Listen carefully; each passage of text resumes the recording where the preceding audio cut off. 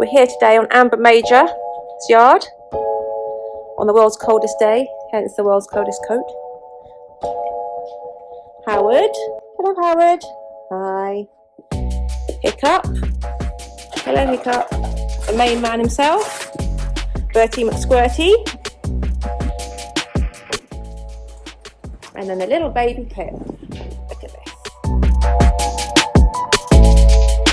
We all know that you're not meant to put your saddle on back behind the last rib, also known as the T18, which stands for the thoracic 18, which is really boring.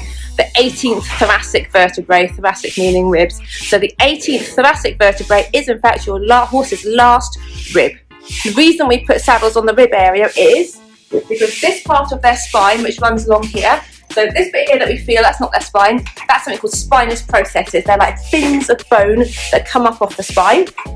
The actual spine itself, what we think of as a spine, the little square vertebrae, that runs along here at the top of their ribs, and these little bits here that come up here are called the spinous processes.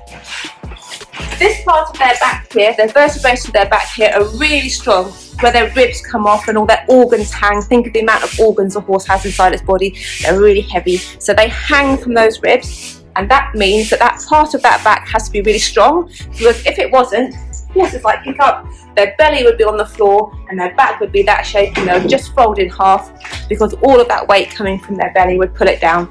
So because of that, this part of their back is very, very strong and almost has no movement in it.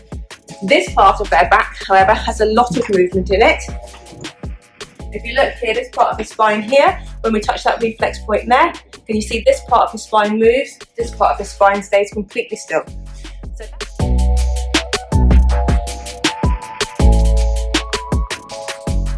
So that is why we put saddles on this part of their back.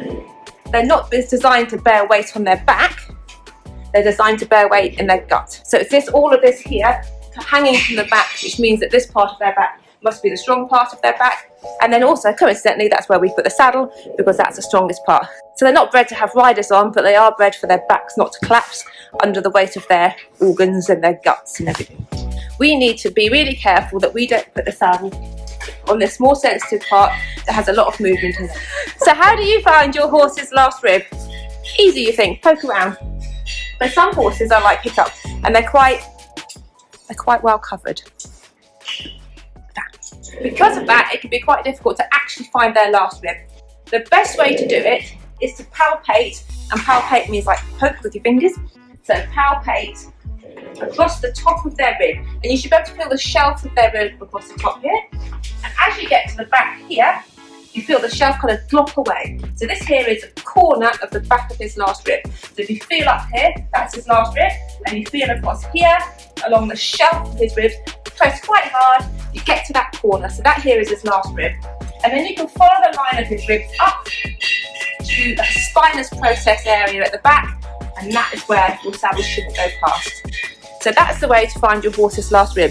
Palpate across the top of the ribs, like the shelf of the ribs, find the back of the rib, where they meet, and then follow that line up to the spine. I hope that helps. Catch you later.